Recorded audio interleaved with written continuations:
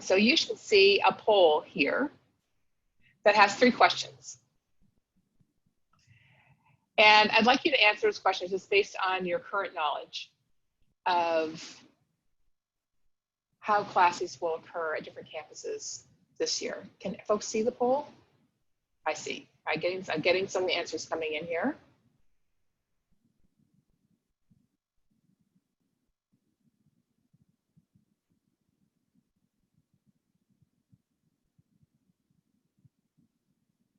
Y'all are smart.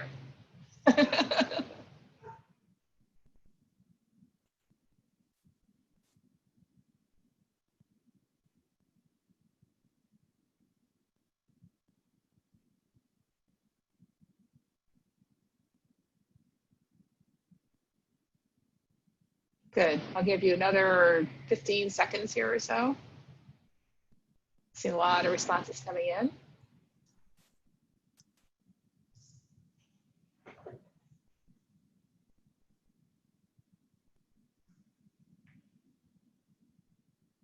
So I'm going to go ahead and end just for the sake of time. And the 3 questions here. So synchronous instruction occurs only face-to-face, false. And we'll talk about the ways in which synchronous learning together, learning at the same time and same place, can occur both in person and online. Comparing online and remote instruction. Online is typically asynchronous, while remote includes synchronous instruction. Online includes synchronous versus remote is entirely asynchronous, and there's no difference. The answer is the first one. I'm sorry. Online, the answer is the second one. Online includes synchronous instruction, while remote is entirely asynchronous. And lastly, hybrid or high-flex instruction allows students to learn in person or online, and that is true. So that gives us just sort of a baseline of what I will use. This, I did not develop this, but I found it just as I was preparing for this discussion. There are a bunch of different ways that students may be engaging. They may be engaging fully in person. That is highly unlikely at any campus that I know of, certainly in the Boston area, and really from what I've been seeing across the country. But that is typically how our students have been engaging in classes. The ways in which these course models are different is where. So where are they in person in a space, or are they engaging online? When? At a scheduled time together always, or at the student's own discretion? And how? So via classroom technology, mobile, portable technology, etc. And the common distinctions that we're seeing come out for fall 2020 include what I would call this high flex model down in the bottom center, where it is a classroom-based instruction where students can be in person with some limitations perhaps, and online at the same time. And they will be recorded and available for reviewing later. And it's typically, the flex piece is that it is the student's choice as to whether they engage remotely or in the classroom. And I'll say one caveat about that in a second. So it's really about student choice as mode of engagement. And that can change class session to class session, week to week, etc. Fully online, some of our campuses are going fully online. So they will not have that in-person option at all. It'll be mediated solely through typically Zoom, perhaps another modality. So that is that will be fully online. There is an important piece to talk about there. Hybrid is an old way of describing the high flex. Some of us used to go to class maybe once every 4 weeks, and then all the rest of the work was done online. I'm not going to talk too much about that. But the main ways that I'm seeing folks describe their learning is this high flex. BU is calling it learn from anywhere, Northeastern's calling it NU flex or something like that. there's some flex in there, and then this fully online model. But there are some important, sorry if this is a very dense slide, there's important terminology that I wanted to just discuss. So one is this asynchronous, synchronous. So synchronous means same time, same place, or basically same time. We're all meeting together, and in our world in the fall, that means some of that could be some of you in class, some of you engaging remotely. But there's a time when we come together with the instructor. Asynchronous means learning is done at your own, basically kind of not really at your own pace, but at your own time. And classes this fall are likely to have both components, whether you're fully remote or in this high flex. So there will be some learning that will be synchronous, maybe scheduled office hours or scheduled tech-in time, even if you're fully remote, and an asynchronous meaning fully, but there will be some learning that will need to be done at a different time at your own time. Remote and online, so we've talked about, so remote is this, what we've been talking about in terms of this sort of high flex model. It's not fully online because it has this synchronous component built into it. Online typically is meaning this fully online asynchronous environment. Talked a little bit about hybrid and flexible instruction. This typically signals that there is a synchronous component, but there's both in-person and online learning. With the exception of something called platooning, and different campuses may be calling it something different, but in the event that your students have an option to attend a class online, in person, it may not be possible for them to attend every class session in person because of social distancing requirements in classrooms. So we've had to de-densify our classrooms. So classes will typically be divided into subgroups or platoons, and maybe one every three class sessions you'll get to be in person. And a lot of this might be the case a lot for our large lecture classes that your students might be engaging in, but it also could be in a 20-person class where there just isn't a room available at that time to enable 20 people to be together in a socially distanced environment.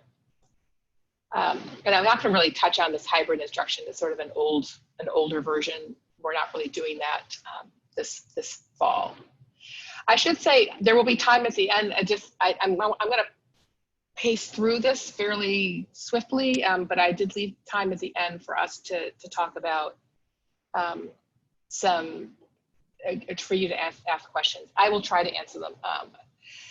So modalities, so I threw a lot of terms at you. And again, this is kind of what your students are going to be facing. They're going to get these words that may mean one thing on one campus and one thing another, and what I really need to sort of parse out what that means for that student attending that campus in a specific program.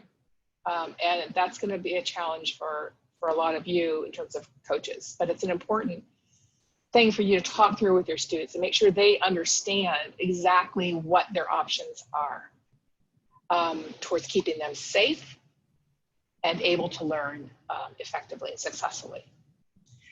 So it's going to look the same and yet different. So we'll still have schedules, and we'll still have a semester basis for most of our coursework. I would say, so around attendance. So we will still take attendance. There are ways to take attendance.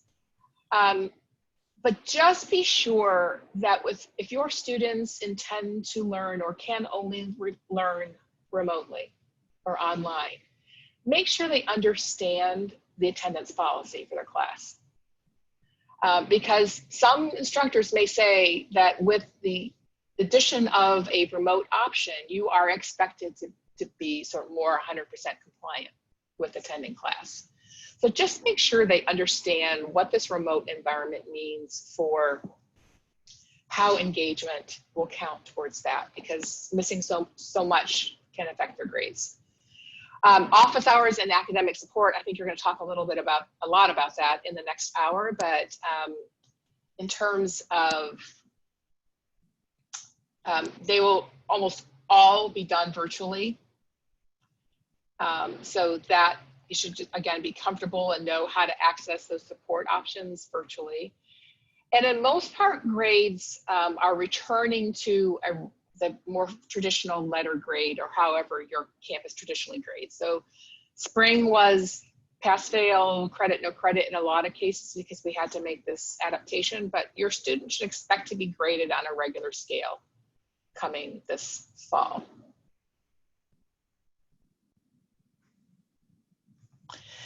So I'm going to talk that was a little bit about how going to class looks different, or about what, but a little bit more about what learning will look like. And I'm going to return to our two students. Again, on the left is fall 2019, my apologies. So Alicia's getting ready for her Anthro 101 class. Based on the syllabus, they need to read 2 chapters in the primary textbook. Alicia missed the last class, but they got notes from their friend who mentioned that there would be a quick quiz on the texts at the beginning of the class, that they should bring their laptop to class, and so they could do a research project. They were confused by some of the concepts in the last week's reading, so they need to find time to go to the instructor's office hours this week if they don't conflict with their work schedule. So that was Alicia, fall 2019.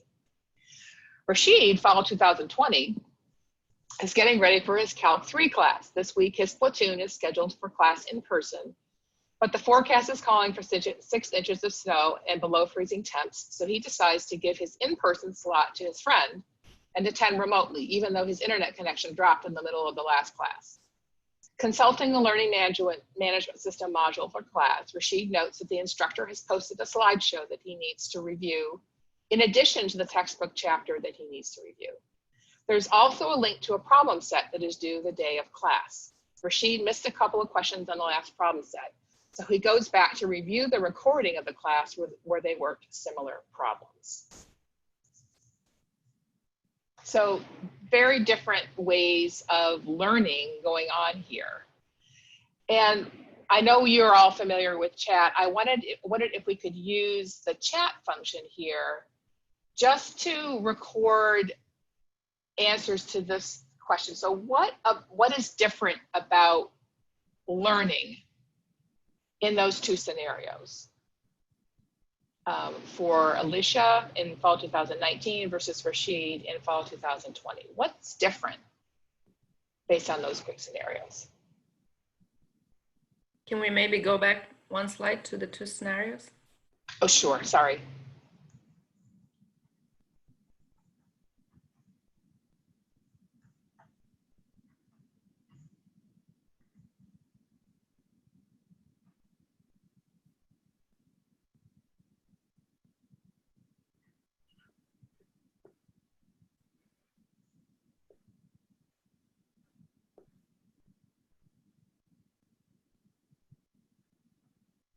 Good, good.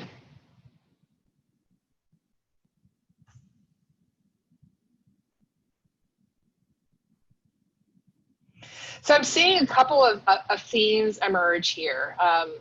One is, you're right, Rashid has many more options. So in some ways, you know, I think a lot of us are saying fall 2020 is going to be great, you know, it's going to be very challenging. And there are challenges, certainly from my eyes, see some challenges. But there is some flexibility built in. We have weather. Students get sick. You know, they have things come up. They can't get to campus. They get stuck in traffic. So there are, or the T breaks down. So things happen. And so this fall is really giving students some options for continuing their learning, continuing to be successful that we didn't have before.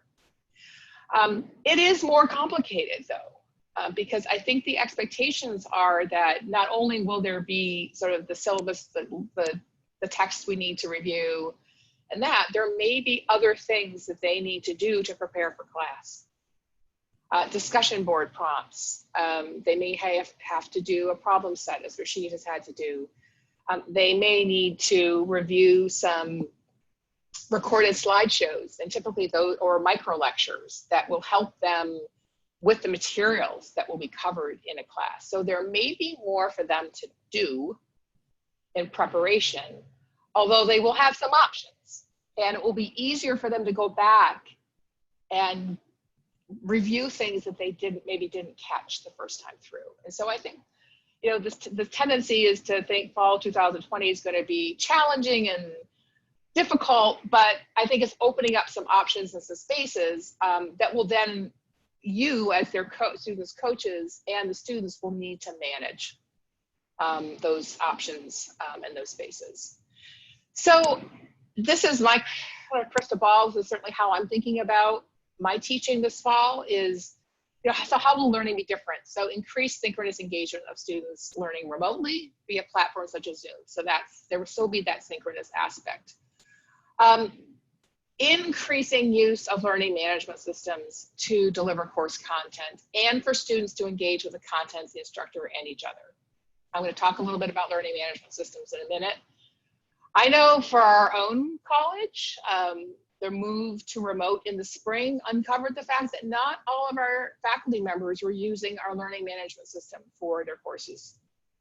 That simply will not be an option this fall. And so students should become familiar with how those are laid out, where they access those kinds of things, and know that there will be engagement that will be expected through that system. And I'll talk about that in a minute.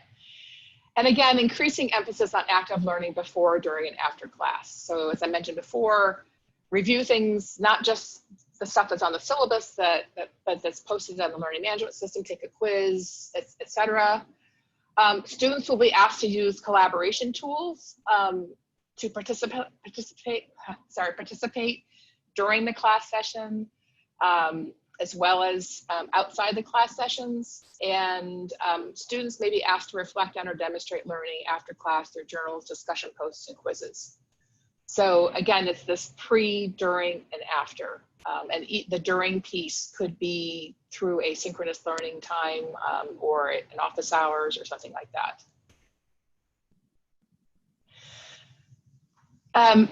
So typically, these are the options that I'm seeing. So some kind of, that our students are going to need to engage with, some kind of remote instruction platform, typically Zoom, will be used for kind of meetings, synchronous class times, a learning management system. The common ones are Blackboard, Canvas, Moodle, and Google Classroom for course materials, et cetera, and online course delivery. So fully online will be delivered through these learning management systems.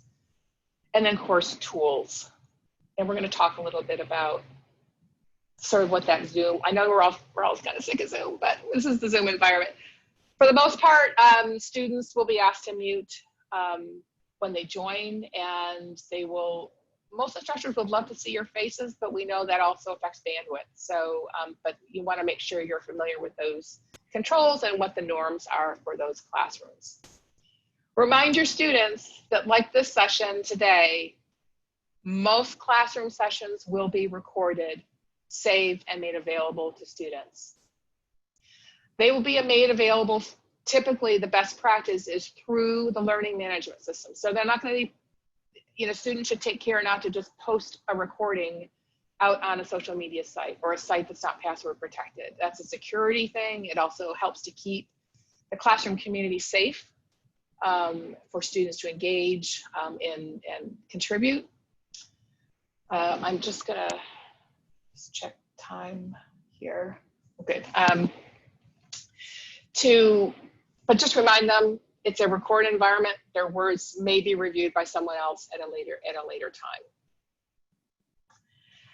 And just as another example, I don't know if folks are familiar with what's available through the participants link. So you can go to that participants link up at the very top, and I'm going to ask you to find that and just click yes or no as to whether you actually found the participants link.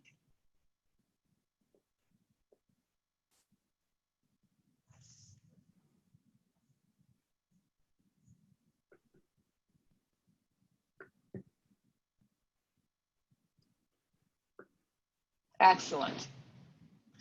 So that participant link, it's a great way of quickly kind of assessing reactions to things, yes, no, thumbs up, thumbs down, go faster, go slower. So it's a really quick It's also a place where you may be asked in terms of engagement to click a button that says raise hand. I don't see that in this Zoom room here. Here we go. You can wave, you can do all kinds of things, but there typically is a raise hand function in the participant section. So if you want to ask a question, that's a place that literally puts a little hand in your video face. And it can be used to, terrific. Thank you for someone that actually has done that. Thank you so much. It may be a way the instructor tries to moderate engagement in the class to actually raise hand and lower hand, so become familiar with that. It's also a place where you could potentially, I could unmute you. There's some things that I can do as an instructor here, and you can actually, it's just a quick engagement kind of tool. So I'm going to close that out. And this is another, this is a confusing slide. I've got a lot of things open, but this is what your students' workspaces may look like in a synchronous session or online class. So this is another way to engage. So there is through when I'm screen sharing a PowerPoint slide like this, you have the option to annotate that. Right, so I'm going to click that annotate. It's going to bring up some tools here. And just as so an instructor, this might be a brainstorming session. This might be a quick Q&A session. It might be, you might be using it in a breakout group, et cetera. So it's just another kind of quick engagement tool that I thought we could stop this. Sorry, I've lost my mouse.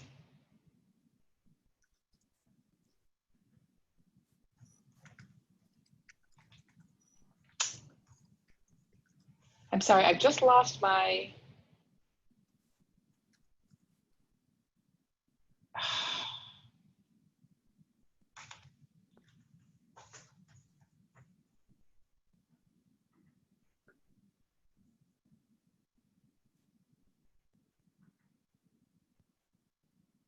oh goodness.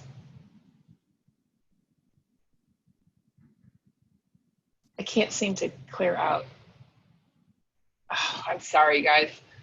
It's all right. What, do you want me to? I want you to stop the annotation. Maybe if you click the escape. I can't get my my mouse to go over there to the little X. What about the escape button on the keyboard? Sometimes that helps. Yeah, it's not letting me.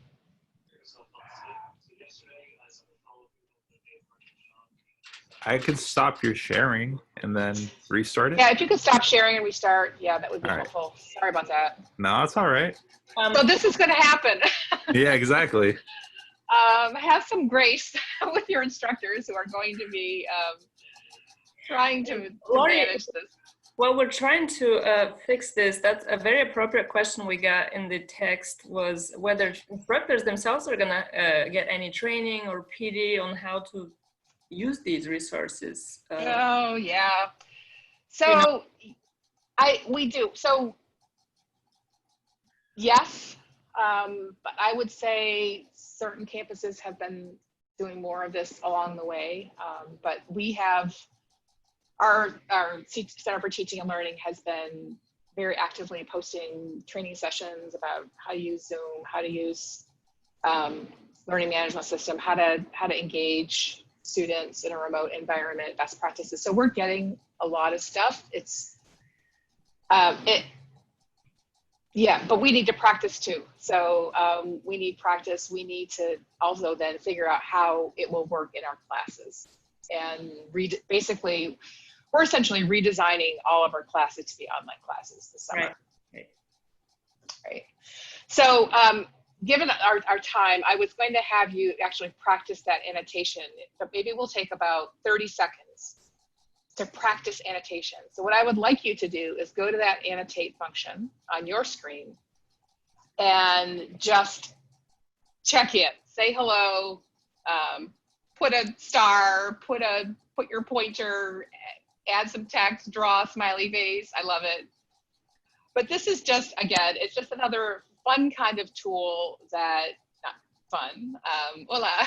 Look at that.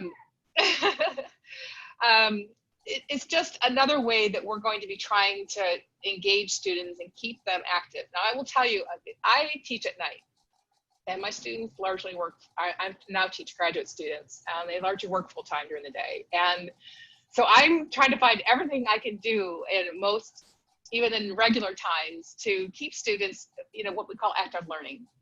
So this will be a place that students can, again, use it for whiteboarding, brainstorming, checking in, doing kind of fun kinds of stuff. It's just, again, another tool that's available. I want to quickly, whoa, now I'm still seeing all that annotation. I want to clear that, sorry. You're just illustrating for us the kinds of things that will happen. Yes. There, I lost, and my mouse stayed with me. So learning management systems, very quickly. Different colleges use, again, your jobs are very challenging because unless you have students that are all at one campus, but so we all use different things. Not all courses will be organized the same way. But all course content will be delivered through these learning management systems. So again, as a practice step, if I was a coach, I would want to know which thing they're using, and then work with students, develop some kind of engagement either over the course of the summer or early in the semester where they're doing some scavenger hunts.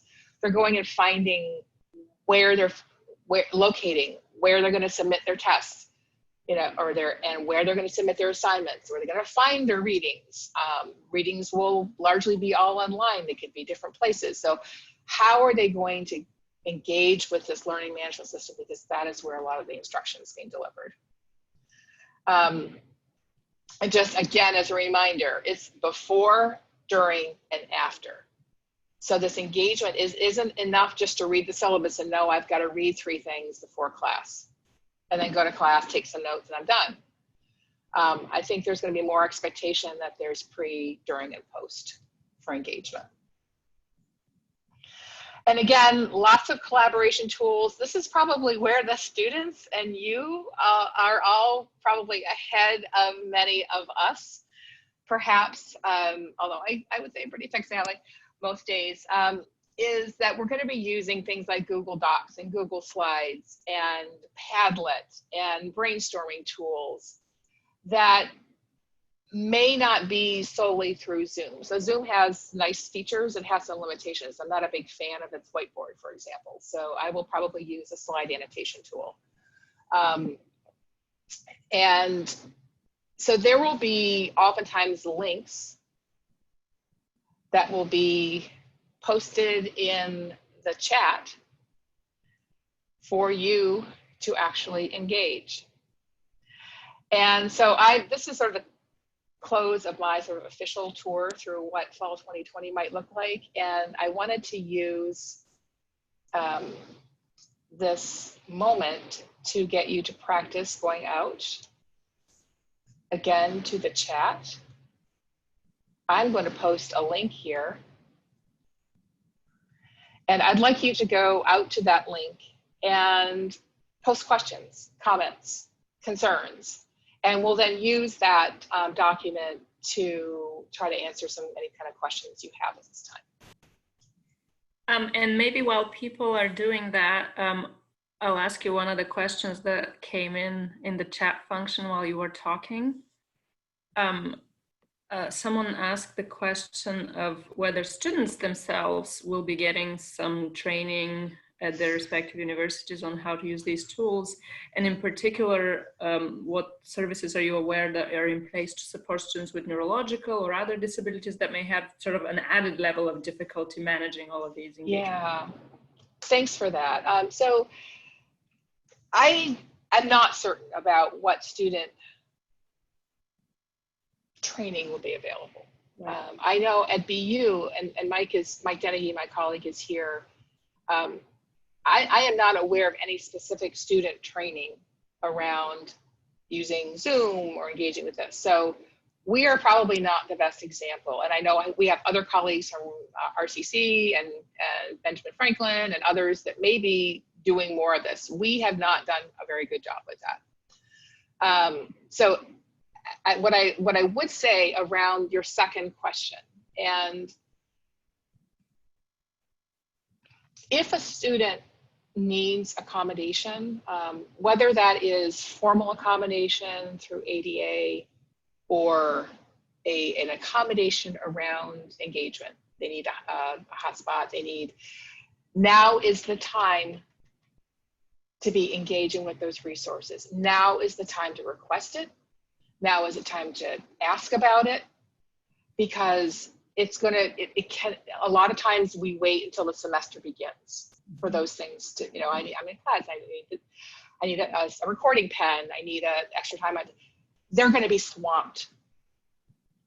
So I would strongly encourage anyone who has students who believe they will need accommodation, and again, formal or learning, other sort of remote learning, start that now. And I think people are eager, but first of all, you're giving them information. Maybe they haven't thought of particular situations. So starting now is giving them information. We need to beef up in this area, or we need to provide some resources. But it's just going to be very challenging for them to manage all of that and to get students. But we want to do that. It's going to be challenging if thousands of students are coming in on September 1st with those questions.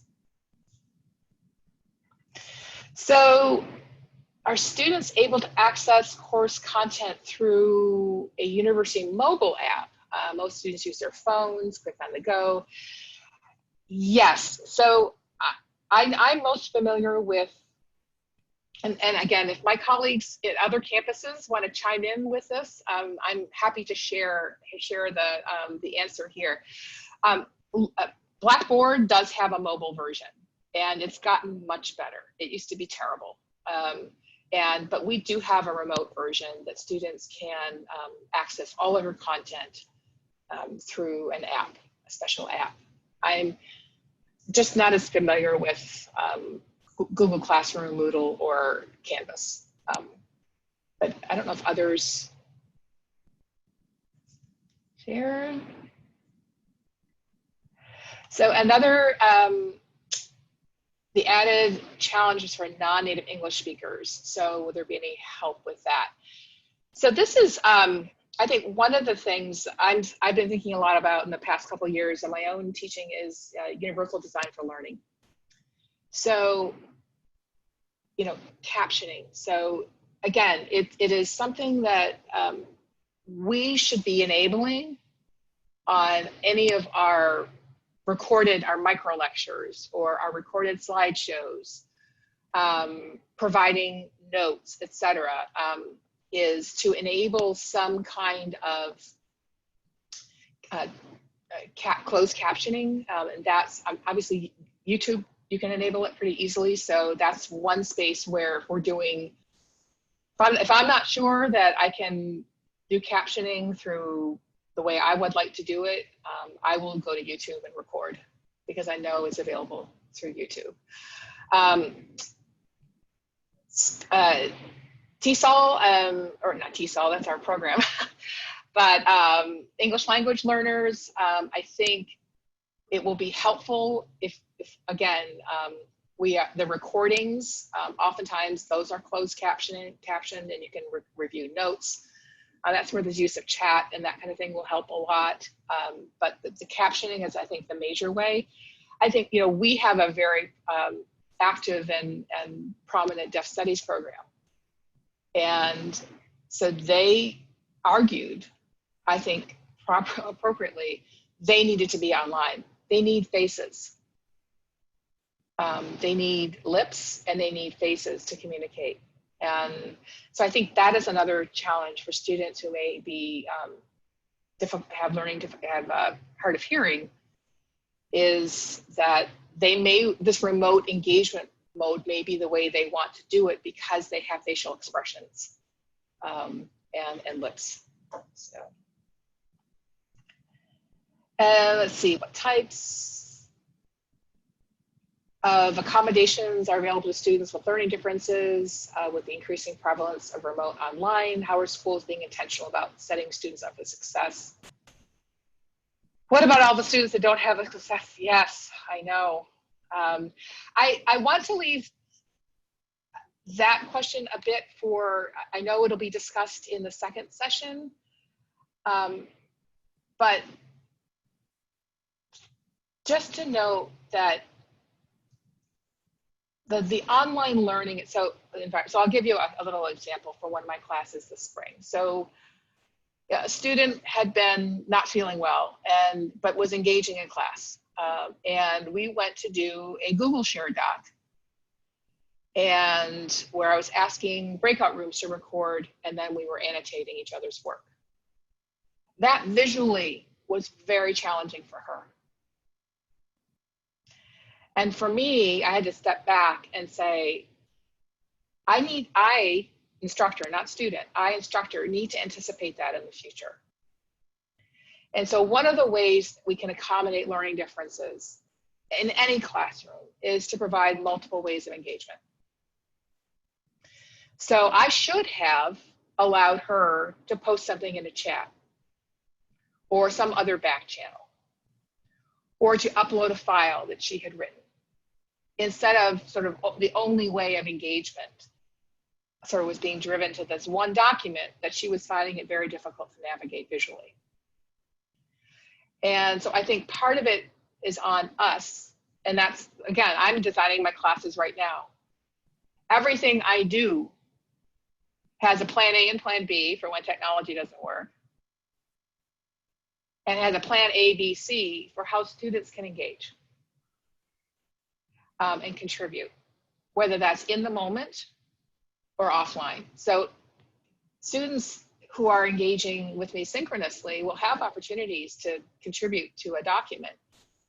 But I'm going to post that online and tell students who weren't there, there's the document. Go look at what your classmates did and add your comments. So there just needs to be this, it's a multiplicity of ways is how I'm kind of thinking about it. Wish there were statewide best practices where all the update with what they are doing to get students ready. I know that this is part of the selling point, but all students need this. I couldn't agree with you more. I think probably, so there's a diversity across institutions, which in higher ed kind of is our world. What troubles me is the diversity within institutions, where I think we could be doing more to, again, students, we see options and choices on one hand, and yet this lack of structure and these choices can also present challenge for students, for coaches, and for the faculty who are trying to engage them in learning and deliver excellent instruction. And so I don't have an answer to that, I'm sorry. And again, other institutions may be doing this differently and better than what I'm engaged with. But I think this emphasis on choice and options presents a set of challenges for students and those who are helping them. And I think part of the coaching needs to be around, again, understanding what those choices are and helping students to figure out what is best for them in that moment. So I see some questions coming in through the chat. How can we advocate for students when professors don't have to be accommodating or flexible? Well, that could come through an advisor. It could, so the student talking with their advisor, it could talk, so I guess I would like to unpack that a little bit. So I think advocating, so what are your, or just sort of step back from that a little bit. So what are your options for advocating for students? So a part of this is whether you're sort of coaching them to access what they have available to them. So in that case, one option is speaking with an advisor, with their faculty advisor, speaking or figuring out, you know, do they have a sort of a dean's office, or what are their mechanisms for engaging with some kind of grievance process, or so you want to enable them to access. But I would also say that I, as a faculty member, if I was receiving some feedback from you, I would welcome that as well. So that the question is whether you're trying to advocate for the students on their behalf, or you're trying to get students to advocate on their own behalf. And if you need to do some advocation, I would start actually with the dean's office, and just say, look, coach, students are having some difficulties. You know, what are some options here? And so that would be my way of going at it. We get maybe a couple more questions.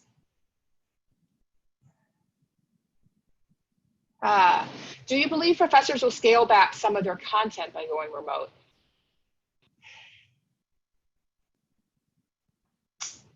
Yes, yes. Yes and, or yes but. So in terms of content, I would say kind of so preparatory kind of dense reading. I think we're all trying to reduce reliance on, you know, reading 5 chapters, or, you know, sort of the more traditional ways of engaging with content. But perhaps to supplement that with some micro lectures. So again, sort of forcing a student to sort of slog through a couple of chapters. Maybe you ask them to sort of go through it more quickly, and then have read a micro lecture that might pose some discussion questions. There might be again, a slideshow. I'm doing a lot with one of my courses. We're going to be exploring data a lot, so students need to know terms and terminology. I'm doing a whole annotated slideshow for each of those sessions so that they don't have to slog through the definitions themselves. They can review that and then engage the content. So I think maybe not less content, but perhaps different content that is facilitating engagement with the prime materials, the prime content during a class session.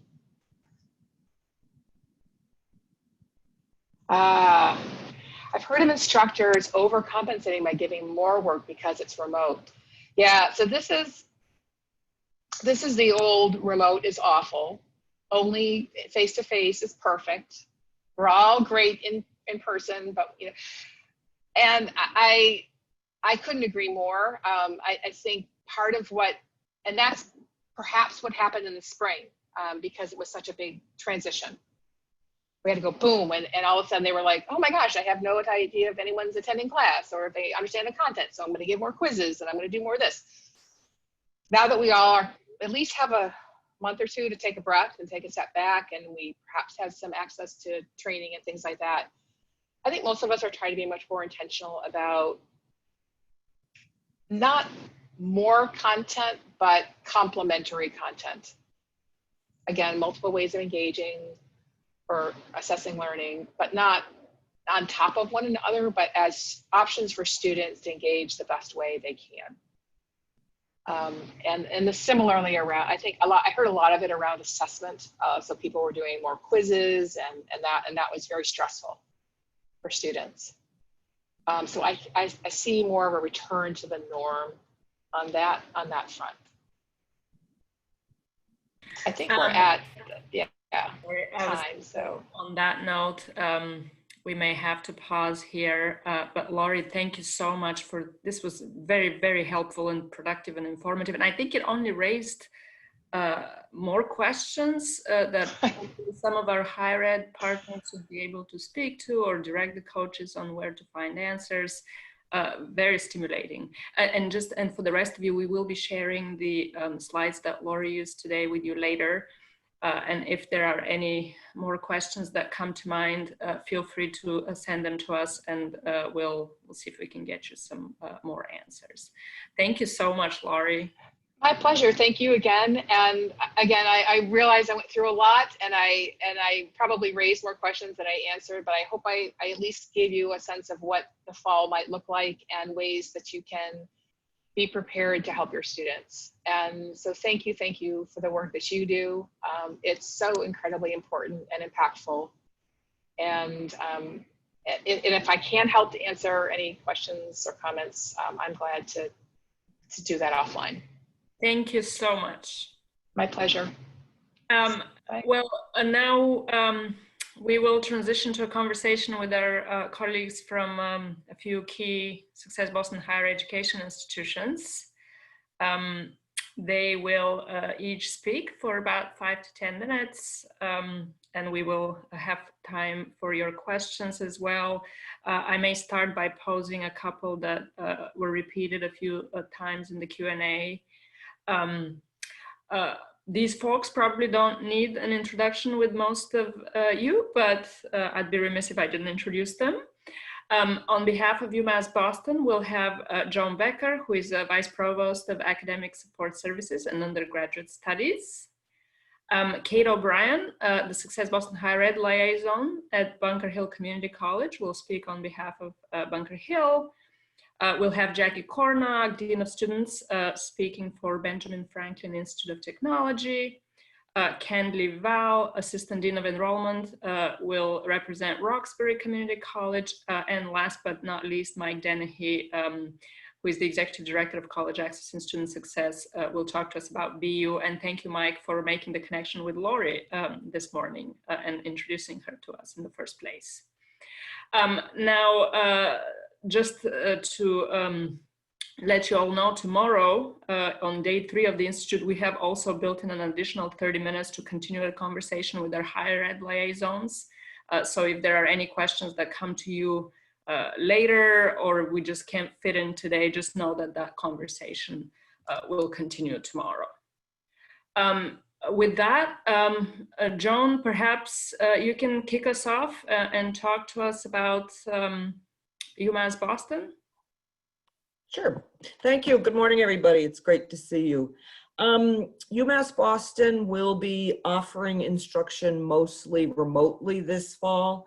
We will have a very small number of in-person classes that are still being finalized, but at this point, it's looking like it will just be a handful of classes in nursing and exercise health sciences, and possibly some in the sciences that have labs that the learning outcomes become very difficult to achieve if there isn't a face-to-face component.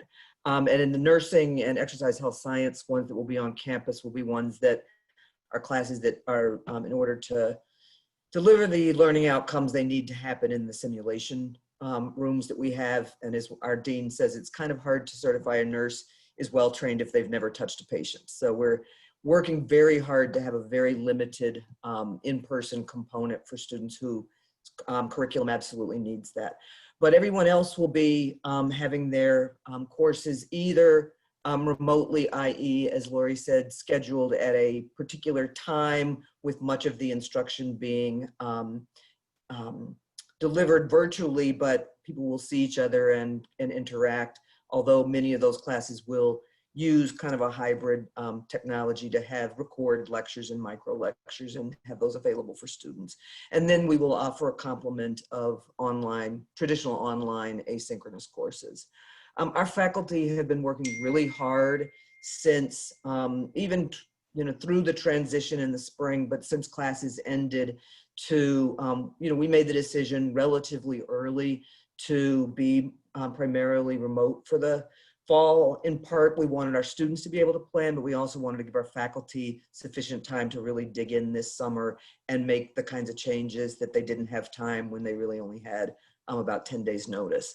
So they've been working really hard. Our IT and instructional design team have been providing great supports to folks.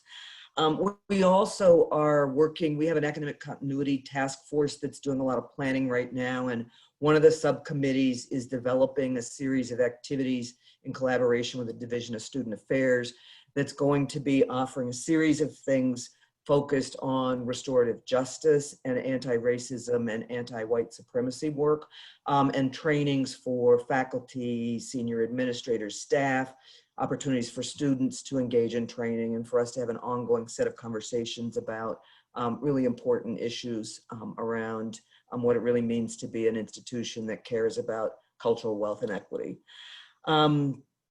We also have been throughout the spring, and we've been working this summer to make adjustments and improvements. We did offer, and this goes to a question somebody asked about, what supports did students get to learn in the remote environment. Our academic support programs department, which is in my area of responsibility, developed a series of workshops that they ran in the spring. They're running all summer, and they will run during the fall for students to really help them think about how to learn in different online modalities. And one of the things I meant to say earlier with the faculty is that this question of choice that Laurie spoke to, we are really encouraging our faculty to work within Blackboard, which is our LMS, and to use Zoom via Blackboard, and to minimize the number of platforms that they use so that students don't have to learn 5 different platforms in 5 different classes. And so now they have 25, they have to function. And we're really emphasizing with faculty that, yeah, you might be really comfortable with this thing, but if most of the classes are using this, try to use this, because it's just going to be easier for students. We also, in terms of questions about students with different learning styles and students with disabilities, our Disability Services Center, the Ross Center, has a full-time staff person who coordinates academic coaching services. So if for those of our coaches that are on the, who are participating today, we, I think, have pretty robust set of services in the Ross Center, and Jenny Reuter, our academic coach, does a lot of one-on-one work with students around how to learn in the online learning environment. And we did share with the Success Boston coaches in the spring a tool that she developed that's a really nice planning tool.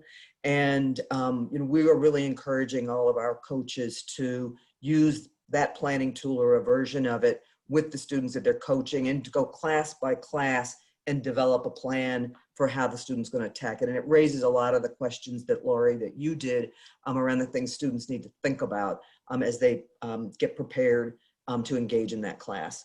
We also, and some of you may have remembered that I spoke about this at the coffee hour in the spring, we set up something called Respond, which is built on our Success Boston coaching model, which is a peer coaching model, which allowed us to expand the number of students that we can get coaching services to. So this spring and summer, we've had over 500 students referred to the Respond initiative. And we have 40 peer coaches right now who are working over the summer, and will continue into the fall to do that peer-to-peer piece. And a lot of that is helping students. Somebody in the chat, I noticed, a resource friend. Really, the coach can be a peer who can help you think about, here's some struggles I'm having in this particular class with this particular way that they're doing the remote instruction, and the peer can be a support. We train the peers to help get the students connected to all kinds of resources that the university has. I find that, one of the challenges continues to be we have lots of supports and resources, but making sure students know about them and then helping students connect to them is part of why we think the coaching work is so important. A couple of other things just, and then I'll close out, is we continue to have a large effort to make sure we attend to students' health and wellness and non-academic needs. So UAccess helps students with housing and food insecurity, access to public benefits. We also have raised a very It's never enough, but we've been very pleased by the amount of external dollars we've been able to raise for emergency aid. So we have a pool of emergency aid dollars that is earmarked for immigrant undocumented students.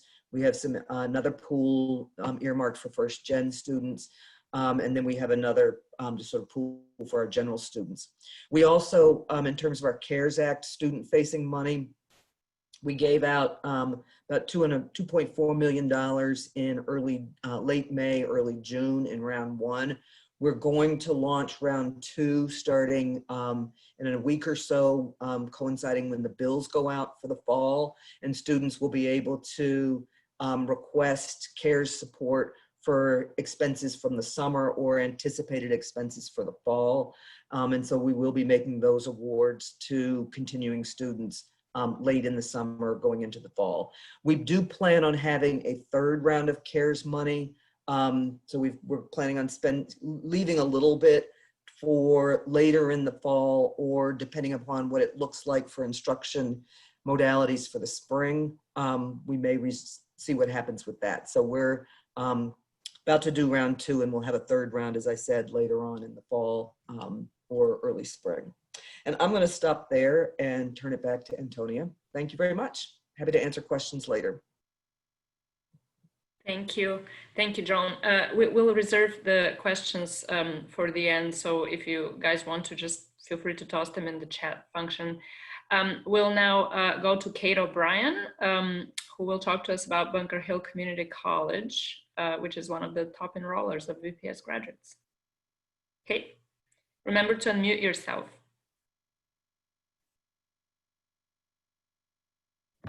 Brave New World. Would I be able to share my screen? Juan can make you a co-host if you just give him a second, and then you'll be able to share. Thank you. Thank you so much. And it's always so interesting. Thanks, Juan.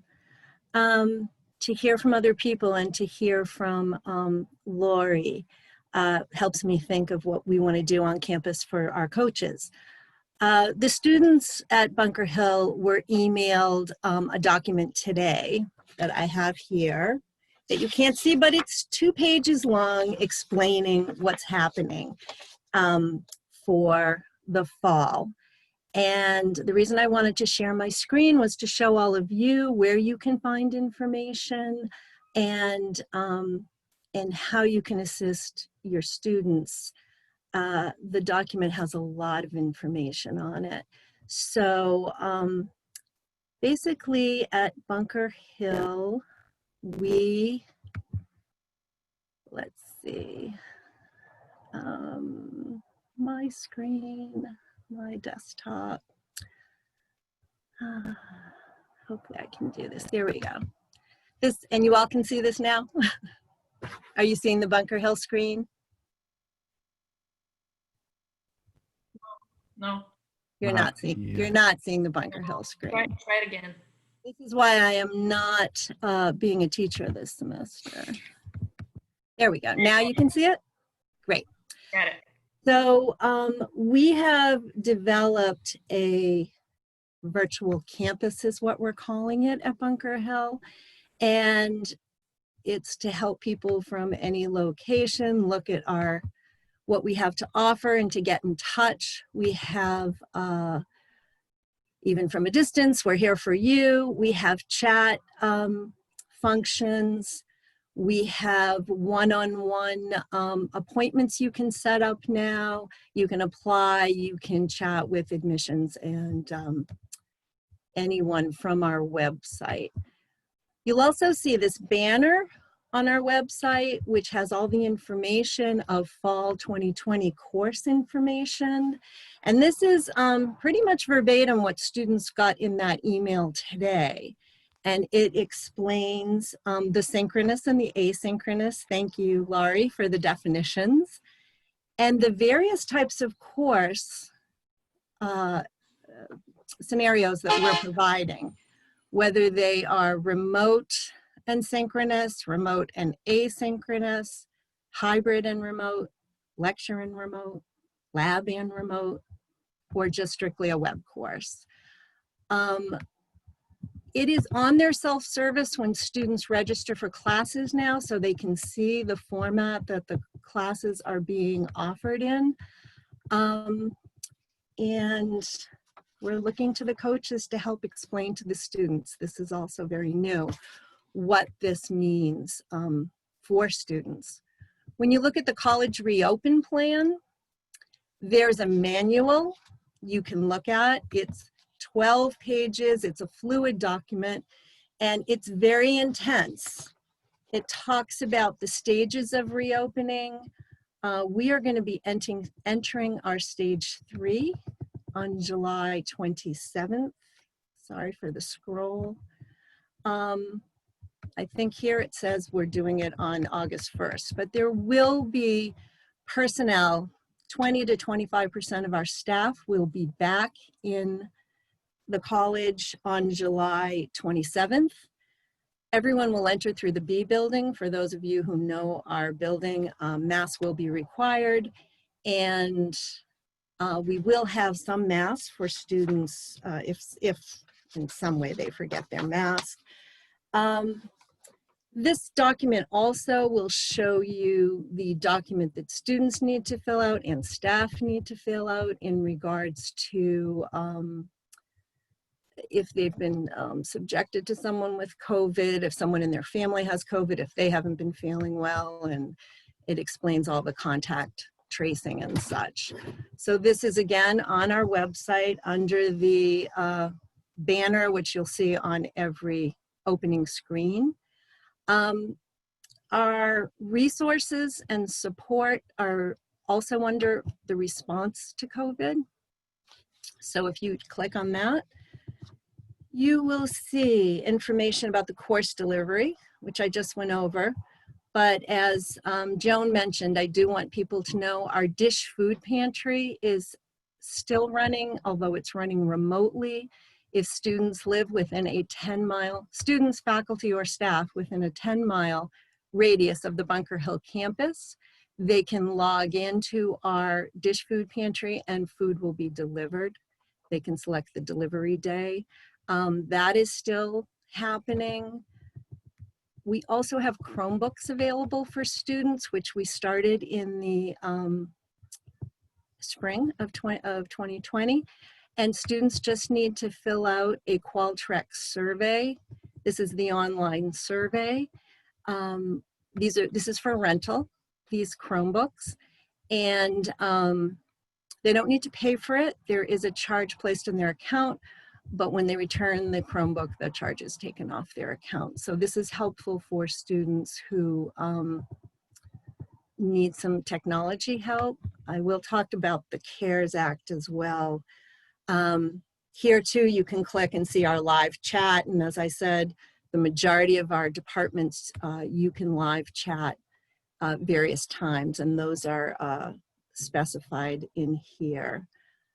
The important contact and hours, you can get this in a couple places, but this tells you, again, every department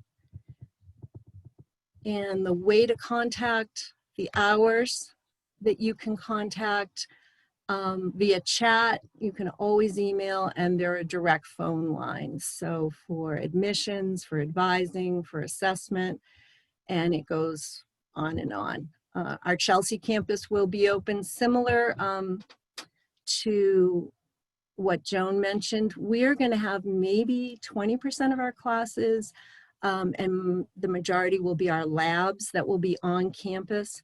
But again, everything will be appropriately social distanced, and all the criteria for spacing and everything will be there. This is a really important, it's new, and I hope to have someone talk to our coaches this summer about our AIDE office, which is our teaching and learning resource. And this is where students would go for help with Moodle. We also use WebEx for classes, and here they can get information. Sorry, I gave you faculty and staff, but you can also go to students for the help in that regard. All of our resources will be up and running remotely. So any of our task, our tutoring and academic support, our language lab, our math space. Everybody will be up and running remotely to help students. And then finally, no, not finally, one more thing. So the CARES Act money, we do have our next round available. If you go to BHCC/financial aid/CARES Act, there's another Qualtrics survey, as I mentioned here, to apply for the emergency fund. Students can do that now. They do want to know that your expenses are educational due to COVID-19.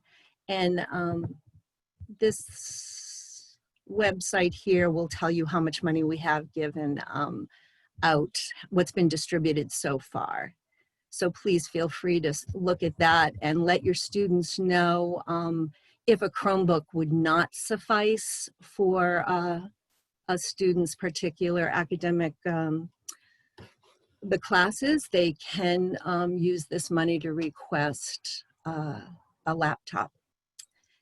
So very quickly, that's our website. I'm hoping you can use it and you'll have the resources to contact people via the website.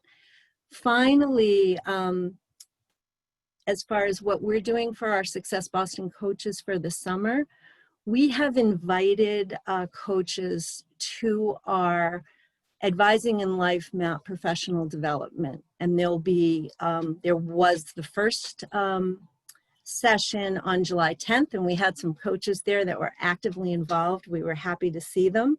It was discussing the essential elements of equitable advising. We had Dr. Chrissy David Jones. She was from Spokane Community College. On July 24th, we're inviting coaches again. You'll get the link, and it's transformational and equitable approach to advising. And although our advisors on campus do academic advising, and our coaches do not do academic advising, the importance of different advising standards are covered, and we do some breakouts. Our last one for the summer will be August 7th, and it's going to be engaging and advising students in a virtual learning environment. And then we'll also plan in August a little orientation for new coaches if we have new coaches on campus, and we will follow up on much more of what we've done today. And then in October, we'll have one more that we'll invite you all to, that our advisors will be to. We love for our coaches to know our academic advisors on campus. We like you to have a working relationship. And that's about where we're at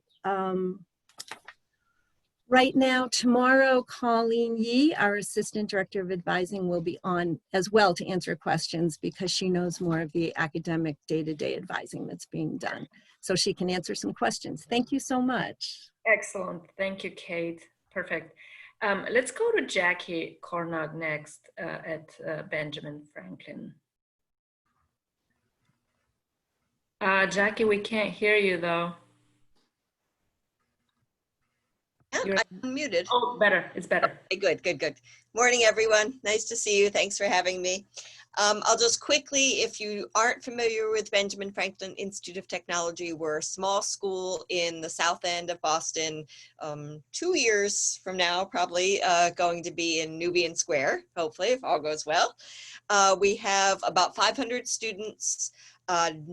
85% are male, typical college age, 18 to 22, 90% are Pell eligible, 70% students of color, and we have typically pretty small class sizes since a lot of the classes are hands-on. We're mainly, we're a career-based college, and most of our classes are technical. even though they are getting associate's degrees. A couple of things for coaches to know that I'll send information about too. We've had some reorganization in our programs. So we have suspended some programs, and the students will be able to finish up, but we won't be taking new students in some of our programs, but we've added 6 new certificate programs. I won't list those all right now, but I'll send the email to Antonio and Juan, and they can distribute it to everyone. Also, those of you who work with us know that we have our own success team also that you work closely with. There's been a bit of a change in that we've integrated career services with the success team. So if you know Serge and Emily from the career offices, they're now part of the student services office, and all of our success coaches will also be career coaches. The good thing about that is we do an intake with our new students, and we've started onboarding our new students, and there's a 2-part process. And the good thing is we're starting to talk to them about their careers from when they first come in, and what are you here for, or what do you hope to do when you finish, and we'll start working with them on their resumes in week 3. So that's a change too. And again, to the coaches, I'll send out the new cohort breakdown, because it did change the breakdown of which of our team oversees which majors. We're starting, summer session 2 started yesterday. Next Monday, we're starting high flex. I was gonna call it hybrid, but I think it is high flex. I sent emails to all of the students who have a summer class that we're going to offer in person. And it's for our automotive, HVAC, and electrical lab classes. And they'll only be once a week. Again, I can send this info if it's relevant to any of you, that if you're coaching a student in those majors. And they do have the choice whether they want to come in or not, or participate from home. We'll be filming the classes as they're taking place. Just so everyone knows, if you're new to working with us, we are an attendance taking school, so attendance is important. And it was interesting, so much of what Dr. Pohl presented on was interesting, but interesting the idea that maybe we should be expecting even higher attendance now that it's more flexible for students. But just so you know, to stress to your students, attendance is important. For our new students, we're doing the onboarding process through Zoom, student by student, and we also have put our new student orientation on Canvas. So they will be sent the Canvas link as soon as we onboard them. They will be introduced to all of their videos of all of the resources. We have videos of our returning student orientation leaders to give them some tips. And the resources are our wellness office, our library, our success team, obviously financial aid and student accounts, and our learning specialist and student life. And what I think might be a good idea is inviting the coaches that work at BFIT to that orientation page, because that'll help you kind of be everything in one place. Sean, for those of you who work with us and know Sean Ayala, who's the Assistant Dean of Student Success, he had a baby, so he's on paternity leave. Yeah, little baby girl. And Elizabeth Summer Sean. Sean is going to be the last name. Apparently it's an Ethiopian tradition. Yeah, so that's cool. So congrats to him. So he isn't back until later this week. He's been out on paternity leave. So as soon as he gets back, he'll get working on the August orientation. We'll work on that together. So more to follow about the Success Boston orientation. As Kate said and Joan said, all of our resources remain online. We'll have tutoring online. We meet the students all the time online. Financial aid is going without a hitch.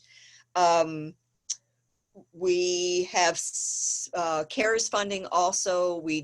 Today we're mailing out some CARES funding based on EFC.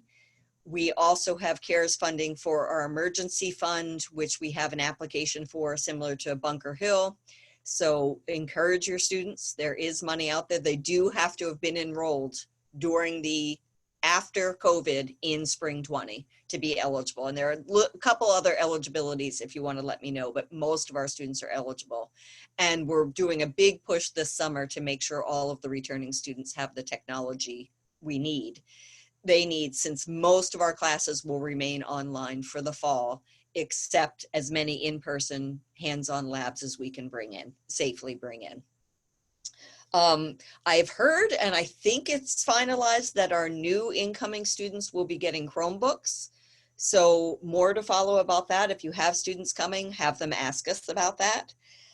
And we're starting on the 28th, I believe, of this month, we're starting a Racial Justice Forum series, and it'll be the first of the series. And we're lucky to partner with the professionals at the Wellness Collaborative. And I'm not sure if you're not familiar with that. It's a collaborative of women of color, physicians, psychologists, psychiatrists, and they do holistic health.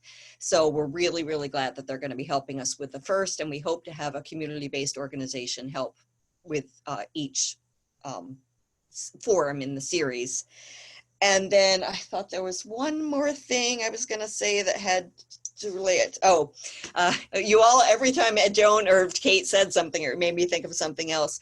You may or may not know that we're partnered with Mass Mentoring Partnerships, and we have an ambassador program, a BFIT ambassador program. So this will be our second year, and we're going to get a second ambassador, AmeriCorps person in to help us, and that's peer-to-peer mentoring. So encourage your new students or your returning students to get involved as a ambassador if they're returning, or as a mentee if they're new.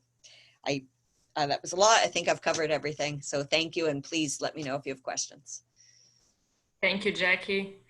Kenley, let's go to you next, and hopefully we'll be able to hear you better than the earlier connection. Yes, so can you hear me now? So I connected directly into a wall. It's by perfect. Ethernet. Perfect. All right, perfect. So I'll try to be a little brief, because I know there's others on the line who can be speaking after me. So good afternoon, everyone. Hopefully everybody is doing well and staying safe during this crazy time. So for our fall changes, so our modalities we'll be presenting in. So we have 4 different modalities. We'll be doing web-based, we'll do virtual and remote, we'll be doing hybrid, and we'll be doing face-to-face learning as well. And we just released, so our release for our fall schedules have already been updated on our MyRCC. So MyRCC page has fully been updated to just have fall registration as of yesterday morning. So summer is on its way and going. So summer session 2 started about 2 weeks ago. Our add drop period was yesterday. So that is going well. Students are transitioning well. This past spring, we did have a few students who reached out with some concerns that we're just trying to address through this summer and this fall. So one of the new things that we are presenting this fall is each student will be provided a laptop. So laptops will be provided to each student, and Wi-Fi hotspots to each student as well.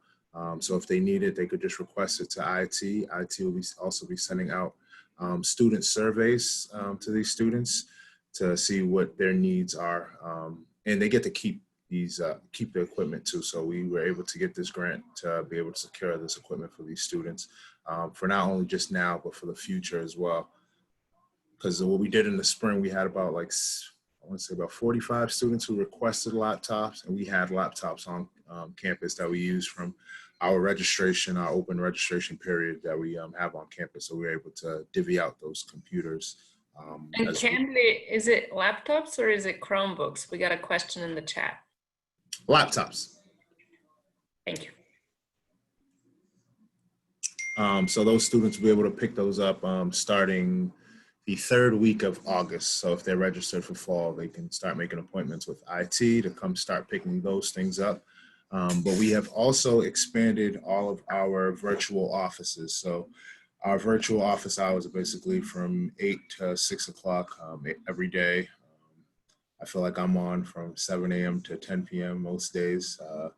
But it's fun, it's enjoyable, because our students definitely need it, especially around this time. It's the first time this has ever happened in my lifetime. So just being here in a different space, in a different environment is what's key and what's crucial for our students. I will be meeting with all the individual coaches. We'll be having an orientation. I want to get that scheduled for the 1st week of August, I want to say. Hopefully no later than that. I'm just trying to move around some other dates on my calendar right now to just try to make that feasible for you all. And I plan on presenting the same thing I presented last summer, but just more so in the virtual sense of the virtual resources available to you all, such as project access, such as our student services, such as financial aid, just everything that we're about here on campus, and the resources available, and having those folks come in and actually share pieces from their office and how they can be the best resources to our students and how they can better support you guys as well. So I do look forward to having you guys here with me in a virtual space, and I do look forward to that. Sorry I can't feed you guys this time, but we'll make it work and we'll make it fun and enjoyable. Let me see what else did I have for you guys. I did have a PowerPoint, but I do see for the sake of time that there's other people on the call, so just trying to make it as brief Kendley, as we can possible. share it later if you want to send us the slides. Okay, thank you. I appreciate that. But does anybody have any questions for me specifically about anything that we're doing here on campus in regards to reopening or phases that we're in? Because all of our students, they also were sent our reopening plan. So we're currently in phase 1 with hopefully phase 2 starting on Monday, I believe. So that's gonna encompass just having some of our staff here on campus and rotating schedules. So all of their unions agreed yesterday. So we just have to send them a 2-week notice basically before they can come in on campus and work. And what this allows, it allows students who can't meet in a virtual setting to be able to set that appointment and come meet face-to-face as a last resort. So that's students who need to register, students who might need to meet with an advisor, meet with the tutor. They'll have that option at the end all be all if they can't connect virtually via Zoom or any other modality. Yeah, I just have one question. Are students utilizing Zoom, WebEx, or what kind of online platform?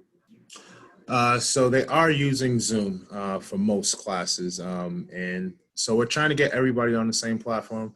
There's literally 2 different platforms that they use. Some people are using Microsoft Teams and some are using Zoom. I've been literally fighting for the last few weeks to just try to get everybody on Microsoft Teams because it's what works best with our system here on campus. And it works best for the students, I feel, as well. Because I have Microsoft Teams, the app, and how I'm just able to use it. And you can make your own classroom setting. You can, it's one of the best LMSs I've used in a long time. So I'm trying to get that pressure going towards academic affairs to try and hammer that down with our professors. Because they're right now they're in their final stages of their union contract, finalizing for fall details. So hopefully that comes out within the next week and they're all using the same platform. Because students have raised that concern as well. They'll say, in one of my classes, I'm doing all Zoom and I can't find the link or I can't find the email that she sent. Then you'll have the 180 flipped of like, this class is going so smoothly. I'm on Microsoft Teams. I see the full syllabus. I know what to do in 2 weeks. Everything's just right there for them. And they're able to see it in real time. There's a classroom module. They can see their classmates. They can talk to their classmates in group settings on Teams. So it just makes it more like you're actual in a class setting. Got it. Thank you, Kendley. And as I said earlier, last but not least, let's go to Mike and hear about BU. Great, thanks, Antonia. Juan, would it be possible for you to allow me to share screen?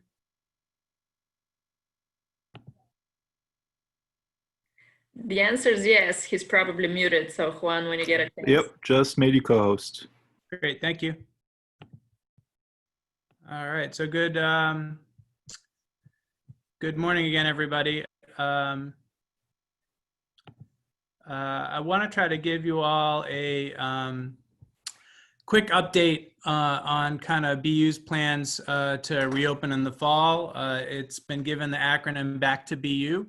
And I want to try to cover a couple of different areas because BU is incorporating, as Laurie had mentioned in her presentation, that high flex model that we're calling Learn from Anywhere. And what that's going to do is it's going to give students the option to learn remotely or in person while living on or off campus. So you could have a student who's living on the BU campus who's accessing all of their classes remotely, even though they're on campus. Given that, we're talking about Boston Public Schools attending Boston University, you could have students who are living off campus at home with their families, but who are attending classes in person. So students are going to be given a wide range of flexibility. There will be a small number of classes that will be in person only. Like many of the campuses have indicated, some of those STEM classes are very challenging to deliver remotely. I know organic chem is one of the courses that it will be in person. There's also some fine arts courses and other courses that really need to be delivered in person because of instructional pedagogy and just the nature of the class. Conversely, there will be some classes that will be online only. So students should be prepared for that as well.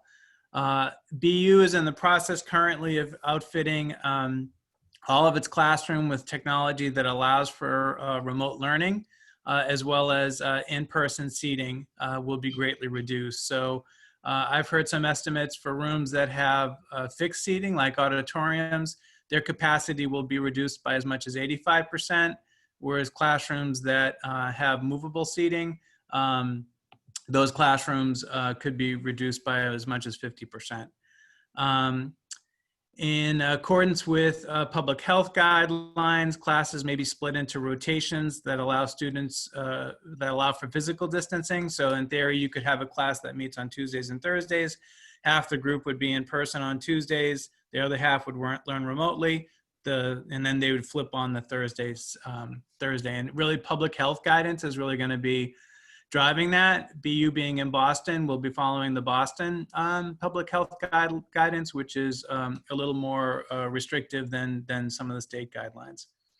It goes without saying that face coverings, social distancing will be a big part of a return to campus. Students are really expected to have face coverings on at all times in public spaces. That includes classrooms, common areas and residence halls, sidewalks on campus, public spaces on campus. Of course, an emphasis on hand washing, and there's hand sanitizer stations throughout campus. As Laurie had mentioned, for BU, grading is going to return to traditional metrics. So in the spring, we implemented a policy of credit, no credit. It will be back to traditional grading for fall 2020. Libraries, our athletic center, other spaces on campus will have restricted capacity and or hours, directional arrows. Physical barriers like plexiglass will be installed in various locations across the campus. An important deadline that coaches should know about for the university is that the BU has extended the deadline for students to cancel their residence license agreement for fall 2020 until August 1st. So if you have students who are planning on living on campus, are wondering whether they will live on campus, they really need to make that decision by August 1st in order to get their housing deposit back. So it's really an important date that coaches should really, if you have the capacity to reach out to students over the summer, please do so. I know Claire Fitzgerald is on this in this workshop. Claire is the program manager for our undergraduate programs at BU. And we work, if a BPS student is coming to BU, they're probably coming through one of two scholarship programs. The Menino Scholarship Program, which is the full merit scholarship for BPS grads. There are schools, high schools nominate them for that scholarship. We have 33 Menino scholars coming to BU as freshmen. We have about 115 Menino scholars overall when you look across all 4 years. BPS grads could also be coming to BU through the BPS Community Scholars Program. And that program is a full need, no loan for any BPS grad who comes to BU.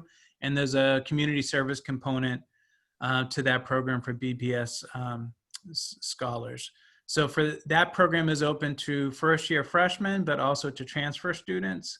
We have about 31 BPS community scholar freshmen coming to campus, and about another 23 transfer students coming in. And Claire matches those BPS community scholars with BU faculty staff mentors. And so one of the things that we've done over the summer, typically incoming freshmen meet those mentors or connect with those mentors in the fall when we're back on campus. So Claire's been really intentional about connecting mentors and students over the summer. And we've been really trying to keep our mentors up to date with the plans to reopen the campus in the fall so that they'll be able to connect students to the appropriate resources. We're also doing some information sessions over the summer before the August 1st deadline to really kind of make sure students are in the best position to kind of make some decisions by August 1 about how they want to proceed with campus housing. Return to campus is really only possible with robust testing and contact tracing. To this end, BU is opening its own testing facility on campus. Faculty, staff are being categorized in terms of testing regimens. Some faculty and staff, depending upon their interactions, face-to-face interactions with others, will be tested weekly, others on different schedules. Students will similarly be in testing regimen as a part of return to campus. And the testing facility, students will be tested through student health, faculty, staff will be tested through BU's Occupation Health and Safety office on West Campus. And they'll be able to run about 5,000 tests per day. There will be quarantine, self-quarantine protocols that the campus is in the process of developing. As another effort to kind of make the return to campus feasible, students will be assigned move-in, and they are allowed to petition to move in as early as August 1st.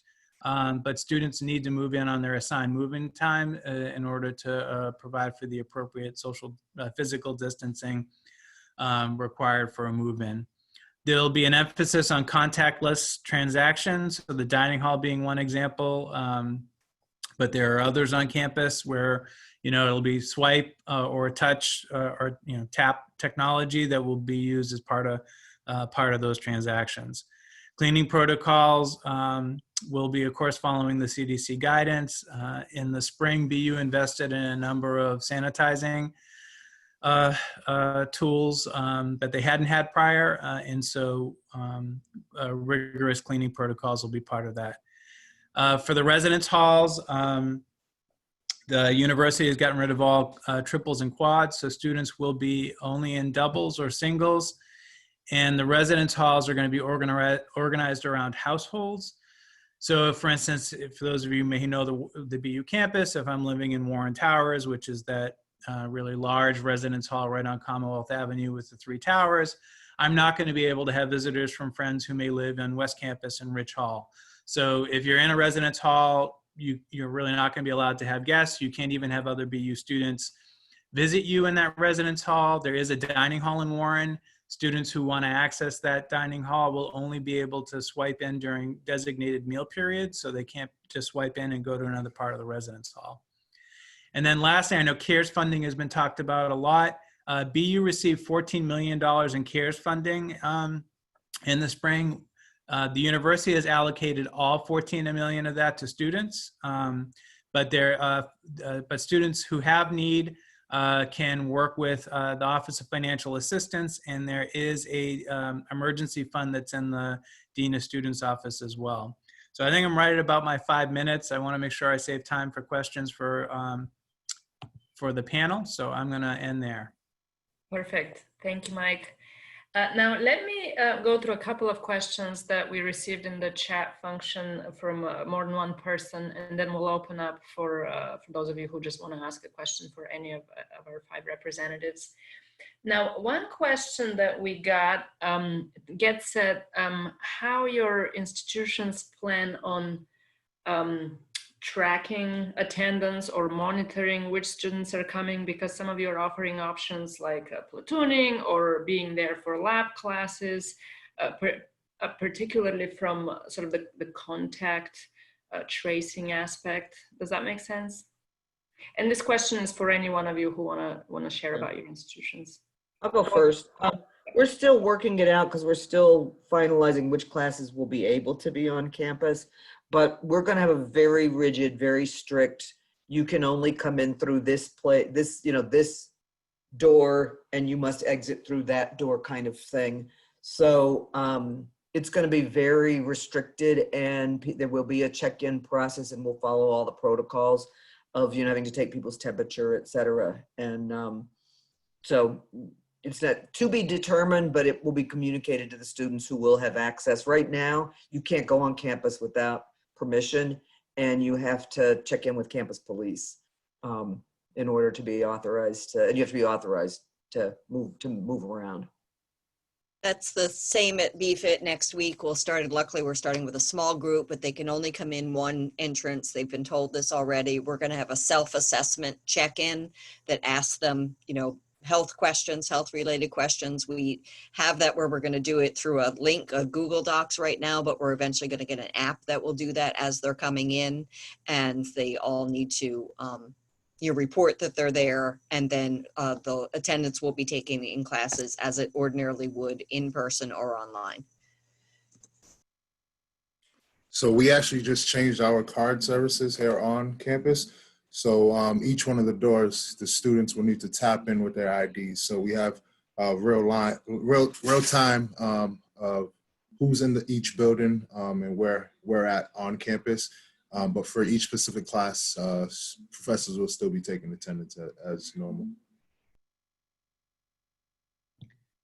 For BU, I think we'll have a better sense once students opt in or out of the residence license agreement on August 1st. But students were also sent a survey last week to kind of, as a temperature check to see where folks are at. And I'm sure there'll be additional check-ins with students to kind of figure out which modality. The important thing for BU is that the students will have the option to switch in and out of those modalities. So they may decide to start in person and go to remote, or vice versa. If they have housing close to campus that allows them that flexibility to learn remotely or in person. And at Bunker Hill, similar to UMass, there'll only be one entrance. Speak up. Sorry, at Bunker Hill, there'll just be one entrance. And I do know the police are there now. I know if students are coming on campus, they have to have an appointment, and they have to let that be known. And if a student is test positive for COVID, it needs to be reported to the Dean of Students, who then will contact the Mass Department of Health for contact tracing, and staff have someone else to contact. Got it. Thank you. Now, my next question, actually, Joan and Kendley already spoke to this, but I'm wondering for the rest of you, is there institution-wide a requirement or guidance for a faculty to choose a specific learning management system, or perhaps to allow the sort of the multiple modalities of engagement that suit students with different needs? Or does faculty just have a wide flexibility to choose what they use? I know. Okay. Oh, go ahead, Jackie. At BFIT, we have Canvas as our learning management system, and all faculty use that. As Dr. Pohl had said, we were surprised that not all the faculty were using it as they should. So they're all using that. There's a team meeting function in that, big blue button, I think it's called, and they're also using Zoom. We've had faculty training back in March and then again in May, trying to get them to be as uniform as possible. And I know the deans are working with the professors. Colleen tomorrow may have a better update. We use WebEx and we use Moodle. And as far as what the professors are being advised, she can let you know. Okay, great. Let's remember to ask her that tomorrow. I will.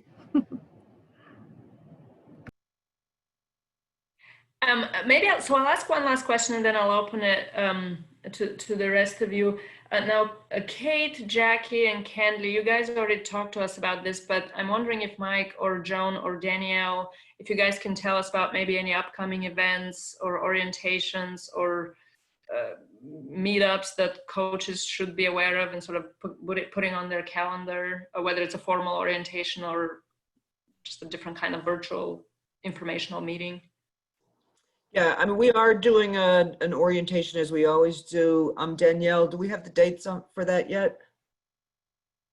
It's going to be the first week of August, and I'll send out the dates. I'm just waiting to confirm a speaker, so the dates will be sent out soon, hopefully this week by Friday.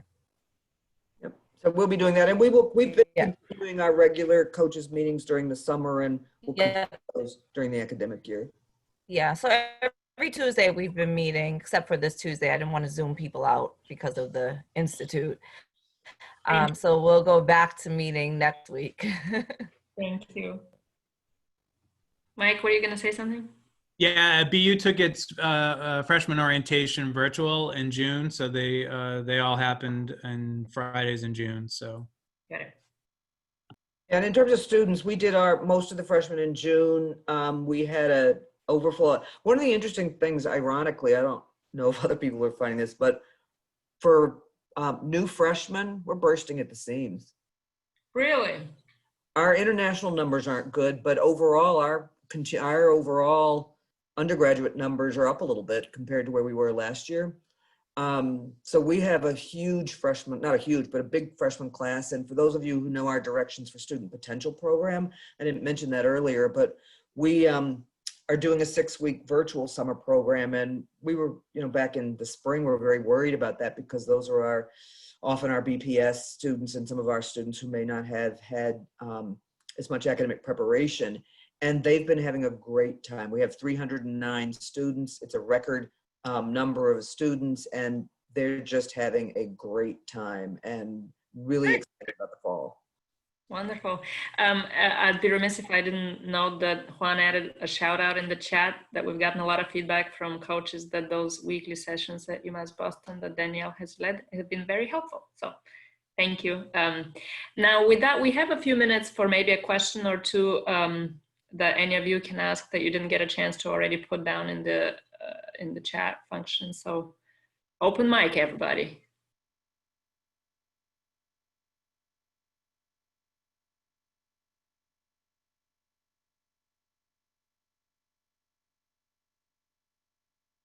We know this is not a shy crowd, but maybe our higher ed partners were so comprehensive and clear that nobody has any questions anymore.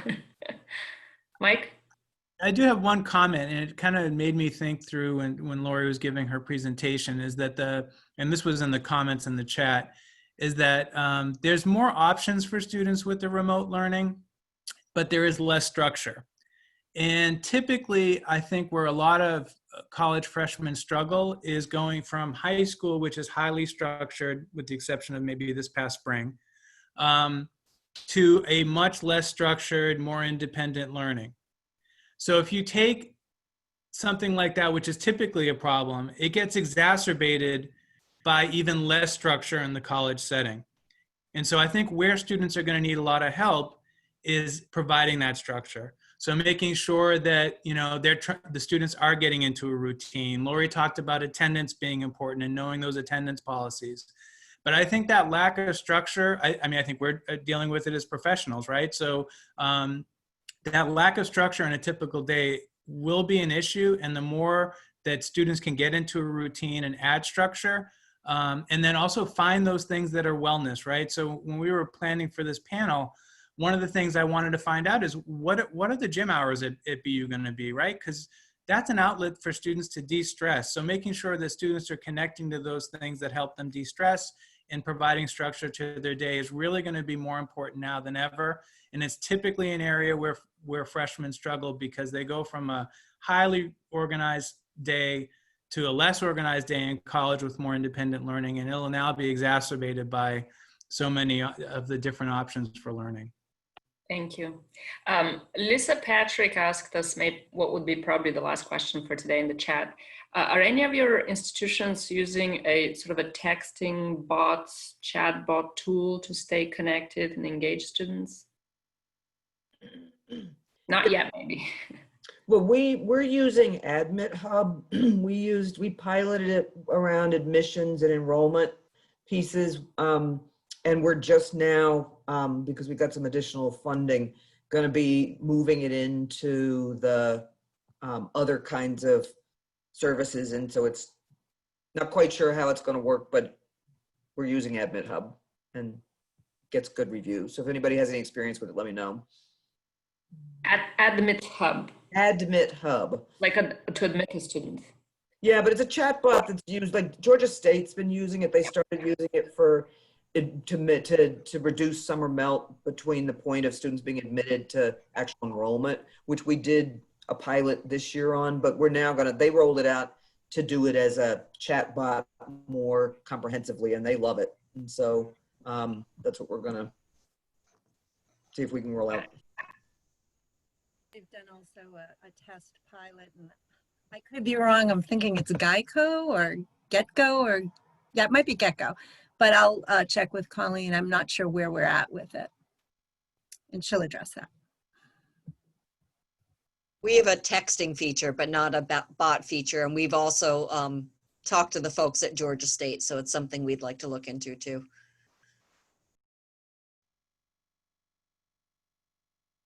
Got it. Well, with that, we're gonna end right on time. Thank you, everybody. Laurie, Joan, Kate, Kendley, Jackie, and Mike for your time and for sharing and for teaching us today. We will make all the resources and slides available from today's presentation. We will continue this conversation tomorrow. So please file your questions that come to you later and post them tomorrow. Tomorrow will be the third and last day of the institutes, and Juan will lead us all through a session that is much more sort of hands-on and focuses on coaching in practice and in more depth. Until then, thank you, and see you all tomorrow, and enjoy this beautiful weather. Bye, everybody. Have a good one. Bye.